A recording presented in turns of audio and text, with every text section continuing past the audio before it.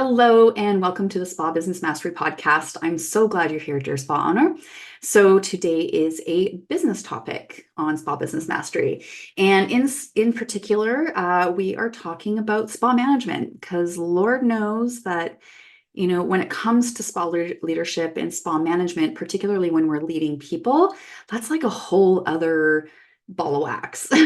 As far as service providers, most of us have come up the ranks as service providers in the spa industry, decided to go into ownership. Um, and there really isn't a lot of formal training. We don't get any, much formal training when it comes to our aesthetics licenses or the diplomas. So, of course, it can feel like a very big mess once you decide to build a team and you're kind of in the middle of building a team. It can feel very, very chaotic. So that's what I want to talk about today. So in particular, today's topic is 3 spa manager tools to boost your leadership confidence and team collaboration. Because this is what I hear from a lot of spa owners is that they're really struggling to get the team to collaborate, to work in the same direction that the business goals are. And when I'm talking about, working in collaboration, this isn't about, team members showing up and just, giving their services and, being kind to clients. That's one level of your team.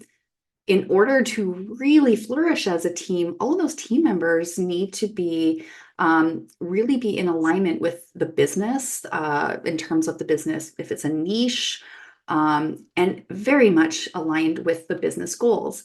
And this isn't just about client outcome goals. Business goals are like the numbers, like agreeing that this is important to them in terms of retail sales, pre-booking clients, all of that kind of stuff, the numbers, the stuff that at the end of the month allows you as the owner to be able to pay your bills, pay your payroll, and pay yourself as well as be able to have some money to put away in your profit account. So in order to be able to do that, there are definitely some tools you need to have as a spa leader, whether you are the owner and you are now going to be the spa manager, or whether you're the owner and you're hiring a spa manager to take over things for you. Either way, this topic is for you. This podcast is for you. So listen in. All right. So, one of the most exciting moments as an owner, when you are growing your business, and especially is when you have made the decision to build a team. It's really an exciting moment. And it's exciting because you're envisioning finally being able to get out of the treatment room. So if you are a solo and you're planning on building a team, my expectation is that you are fully booked and you're wanting to build a team. So you can step out of the treatment room a little bit more. So that's one of those big pieces that when spa owners are deciding to get into building a team, that's one of their biggest reasons is that they want to step out of the treatment room full time. Maybe they still want to stay into it and stay in it part-time, but this is a common theme for all of them is that they are they love what they do, but they're exhausted and they just don't have enough time to run the business, and they really want to put their energy and focus into growth initiatives, kind of being a more on the ball in your admin type of thing. So that's a really big goal in terms of building a spa team, is being able to get out of the treatment room, not to be there kind of settled in there full time. Another really exciting kind of thought about having a team is that the business can handle an influx of bookings, especially if you're solo and you're booked out for, weeks, maybe a couple of months. You're very aware of that financial ceiling that you've got on yourself. So having this, being able to be like, oh my gosh, we could, if we've got 3 treatment rooms, that's a lot of extra cash coming in the month. And, with those bookings, that means that there should be more retail sales happening. With those more bookings and more retail sales, there should be more profitability at the end of the month. And on top of that, if you've been a solo for a long time, it's kind of lonely, right? And there's part of you that is craving that collaboration and connection with the team so that you're not feeling quite so lonely as the spa owner and kind of in this business. So, there's a big piece of us that wants to build a team to have that connection and collaboration, feeling that you're building something bigger than kind of than just what you envisioned at first for yourself. It's also really exciting to think about working with other like-minded estheticians and service providers.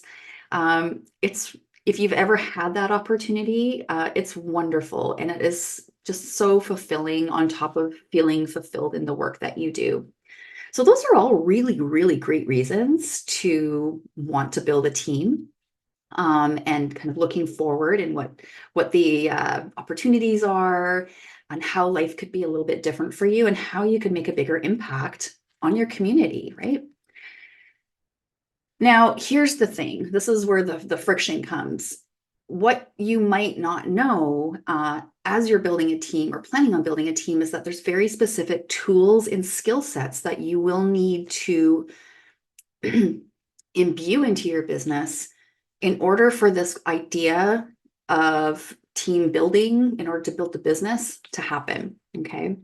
So it's all fine to have this dream and wish, and you've been planning it for a long time. But when it comes right down to it, there's very, very practical tools that will make this whole process in team building much more efficient for you, much more enjoyable, and way less chaotic. So, it's kind of building it, feeling more organized, feeling stronger in your leadership. And at the end of the day, knowing that although you add more people to your business complicates things, more team members, you know that when you've got systems and structure, there's some efficiency in that process. And that's really where a lot of spa owners are getting frustrated, is the inefficiencies of their team. All right. So, there's some questions that I get asked almost every person that every spa owner I talk to that is wanting to build a team or has built a team, and it's not really going the way that they thought it would go. So one of the questions is like, how do I get clients to start seeing my other service providers other than me? That is a huge deal because it's, fine to find a great team member that's really aligned, bring them into the business. But if your clients won't move over to them, like, you're still in the same position. So how do I get my clients to trust this new team member enough to go to them on a regular basis? The other question is, how do I get my new team members to give the same treatment outcomes?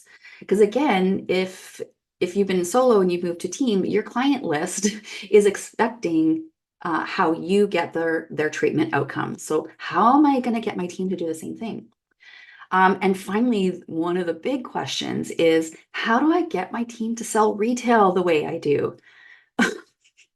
I know that you are so frustrated with this. If you already have a team, it's just one of the biggest grinds, is how do I get my team to sell retail like this? Because if you don't know by now, in the spa industry, the only way that you can really leverage your business really efficiently financially is to sell retail. And if there isn't a system or structure in place for the team to sell retail in a way that makes them feel good, you're constantly going to be struggling in terms of cash flow. It's the math of the spa industry. It's how it goes. So that might be new information for you. And this is why some spas that, are really heavy on the mani-pedis or really heavy on niching into waxing, it's harder for them to sell retail for sure. And it makes them harder to scale. It makes it very hard to scale their business. So that's why a lot of times if anyone in the spa industry is like really interested in skin therapy, I usually try to direct them to that in a really profound way, because that's really where the opportunities are in the spa industry for the most part. All right, so those are the questions that get asked. Now, what do we do with them? So I think we need to talk a little bit more about the current state of spa management in the spa industry. And I often like to look at, kind of what's broken in a situation for me to figure out, how do I fix it? So let's identify, and this isn't meant to be negative, it's meant to help you identify where you might be struggling a little bit. Because as soon as we identify it, then we can take action on correcting it, right? When we know better, we do better. All right, so what's broken in spa management?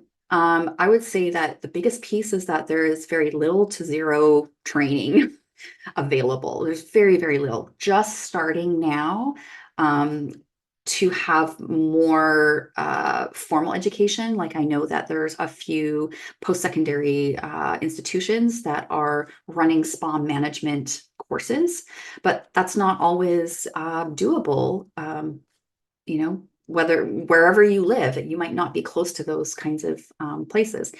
And there are starting to be now a little bit more online spa manager trainings for sure, but it's still very, very new, and it's hard to find.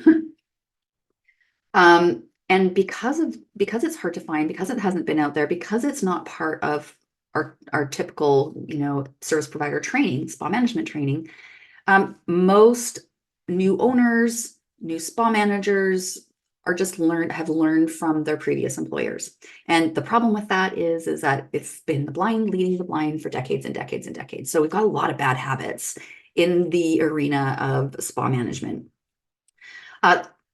Which brings me to my next point. There's a lot of winging it when it comes to spa management. Some of the companies that have been in business for a while have figured this out, and they have their documented and structured systems. Okay, those are the tools. We'll get into that a little bit more. But if you don't have anything documented, you totally are winging it in your spa leadership.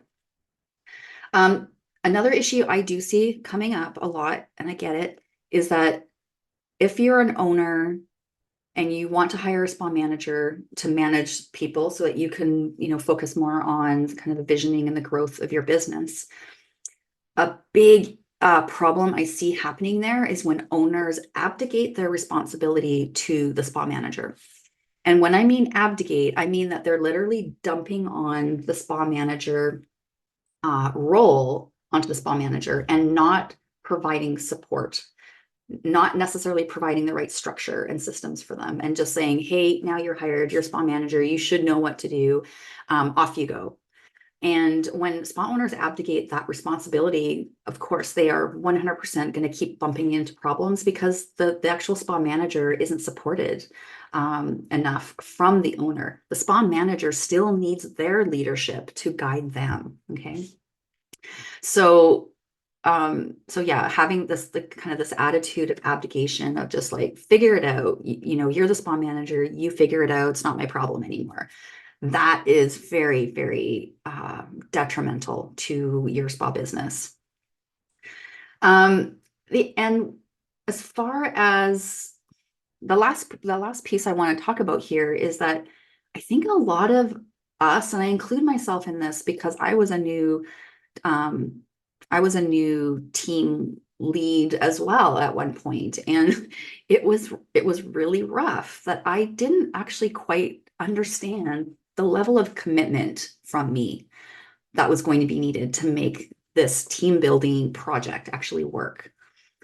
That was probably the hardest one for me to not come to terms with, but just to realize that, yeah, I was compromising. I was really not kind of all in with my commitment. So I'm talking about things like having, when you need to grow a strong team, it needs ongoing recruiting and hiring.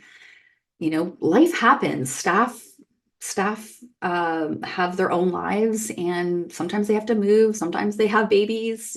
Sometimes they get sick. Sometimes this is just not the right fit for them. So I do recommend, not necessarily I do recommend constantly accepting resumes. So kind of doing this ongoing recruiting, not necessarily ongoing hiring, but ongoing recruiting. And it takes a lot to, it's just one more thing on your task list. But the hiring, if you're ready to hire, that takes time too, right? And so this is where that commitment piece is hard sometimes for, going from solo to team, because you already got a busy business, but you've got to put more time and commitment into this whole recruiting and hiring process.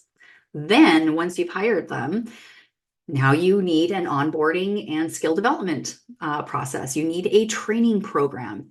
If you are hiring a team member, even if that team member is like 10 years into their career, they still need training. They still need training in your protocols. They still need training about like the policies of the company. They still need like coaching, ongoing coaching.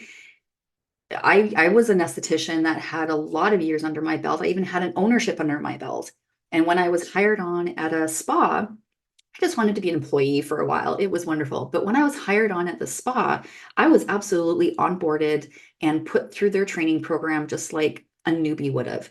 Now, where that changed was once I was shared my actual skill and I learned their protocols. I only had to do like a couple of models. I got tested and I was put on the floor. So everybody should be going through that same training program. Um, as an owner, or the spa manager, it is your job for ongoing coaching. You can't do this whole set it and forget it with people. It doesn't work like that. Ongoing training. What does that look like? Are you doing that for your team, or is it only when something goes wrong? How do you know everybody's on the same page? Are you are you doing monthly team meetings so that everybody knows what's going on at the spa?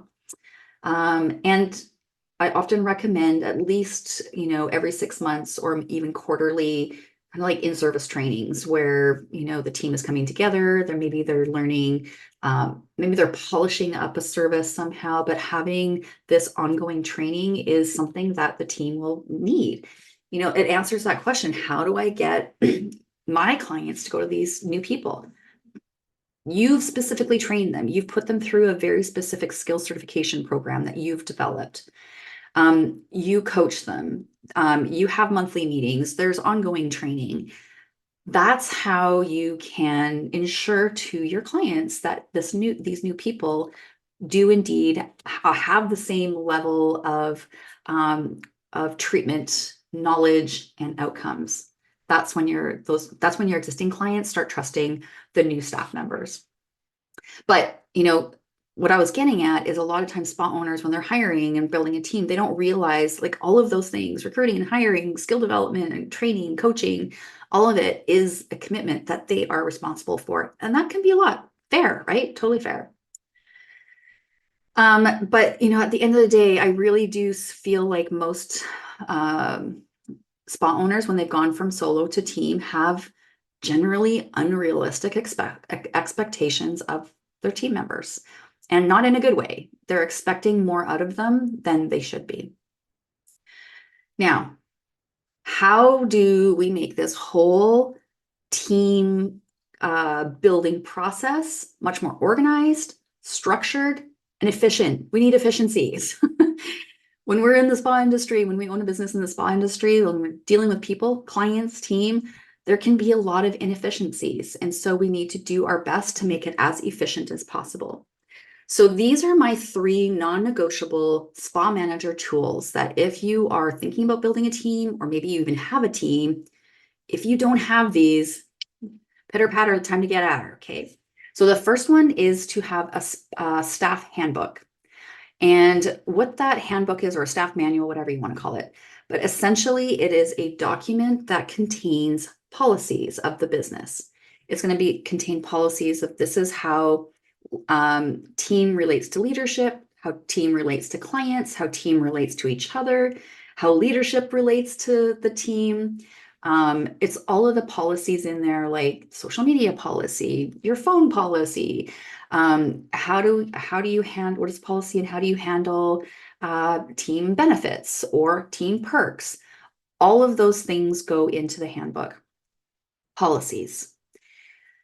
It's different than an operations manual, and that is your second documentation that you will need with a spa team. Your operation manual is all of your protocols. Don't mix them up. Don't mix the protocols in with the policies. It starts becoming way too big of a book and starts getting confusing. So handbook is the policies, operations manual is protocols. And if you have reception, you definitely need reception protocols, opening and closing, the spa, how they book appointments, how they change appointments, how they move appointments, how they allocate tips, also protocols for the guest experience, from when they're finished with their esthetician and when they come to the front desk, what are the scripts that are being used, what is the flow. That's what an operations manual is all about, on top of having the protocols for your services. Okay. So you're going to be using, when you're building a team, you're going to use your staff handbook right away when you onboard. And then you're going to be using your operations manual once you get started with training. And they use that manual, they'll have it like with them as they're learning actively. But once they're kind of on their own, maybe they're shadowing for a little bit, they're doing some training on clients, they can then still use the operations manuals, those protocols. And if it's for like all of the services, I actually recommend putting them in like a plastic sleeve so that they can just pop them out of the binder and take them into the treatment room with them. And then, just follow their protocol so that they're able to practice, they're making sure they're not missing anything. And then when it's easier for them, they don't need the actual protocol. But yeah, you 100% need an operations manual for a team. Now, the third documentation I highly recommend is a spa manager manual. This is like, this is a bit of a blend. It's a little bit of policy, but all of the policies have been in the staff handbook. So it's more manager policy, how the manager relates to the owner, how the manager relates to the team. This is to keep your spa manager on point so that if there's any kind of issues, you can go back to the manual and say, hey, this is what you're responsible for. How come that didn't really turn out this way? So it's primarily a protocol book. Your spa manager needs a protocol book, just like your estheticians and your waxers need a protocol when they're learning. It's a lot. Admin is a lot. Managing people is a lot. You need that particular resource. And in that manual, you'll also want to have all of those extra resources that you'll need. So things like interview scripts, interview rubrics. So like, how are you, if you're interviewing, how are you comparing everybody? Is it just kind of in your head? You made notes in your head.